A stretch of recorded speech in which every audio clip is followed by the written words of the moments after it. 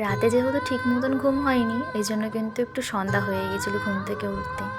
যাই হোক, ঘুম থেকে উঠে আমি কিন্তু সন্ধ্যাবাত দেখিয়ে দিয়েছি।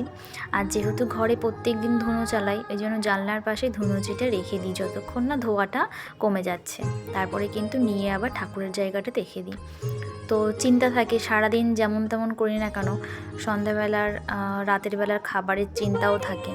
এক একদিন তোমাদের দাদাভাই ভাত খায়, আবার এক একদিন রুটিও খায়। তো আজ সন্ধ্যাবেলায় রুটি বানিয়ে নিয়েছিলাম, কারণ দাদাভাই বলেছে তুমি বানিয়ে নিয়ে বসে থাকো, তাও ঠিক আছে, কিন্তু ওই যে লাস্টে টাইমে 9টা-8টার দিকে বানাতে বসবে, তারপরে হচ্ছে গিয়ে কষ্ট হয়ে যাবে। আমি মনে করে দেখলাম যে হ্যাঁ, ঠিকই তো বলেছে। সত্যিই তো, সন্ধ্যাবেলার পরে তো আমার কোনো কাজ থাকে না।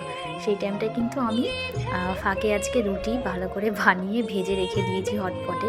কারণ হচ্ছে গরমও থাকবে, আর তারপরে জানো তো ওই সন্ধ্যার টাইমে একটু শুয়ে শুয়ে ফোন ঘাটার পরে না সেই কেমন যেন একটা লাগে, শরীরটা ভালো লাগে না।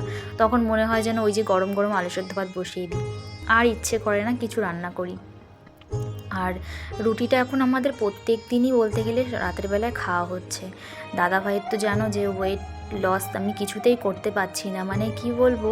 যাই হোক, একবেলা রুটি খেলে আর একবেলা ভাত লাগবে। আর দাদা ভাইয়ের পেট না ভরা পর্যন্ত আমিও ছাড়ি না। আমারও যেন কেমন মনে হয় যে হ্যাঁ, আমি বেচারাটাকে কম কম খাইয়ে দিলাম, যেন আমার খুব খারাপ লাগে। এই জন্য না আমি একটু পেট ভরে খাওয়াই, তারপরে নিজে ভাবি যে হ্যাঁ, পেট ভরে খাইয়ে দিলাম, কিন্তু দেখো ভুঁড়িটা তো আর কমবে না।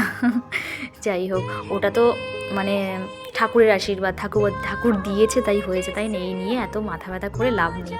তোমাদের সঙ্গে গল্প করতে রুটি হয়ে গেছে, দাদাভাই আসলে তারপরে কিন্তু খাবো। চলো, টাটা, গুড নাইট।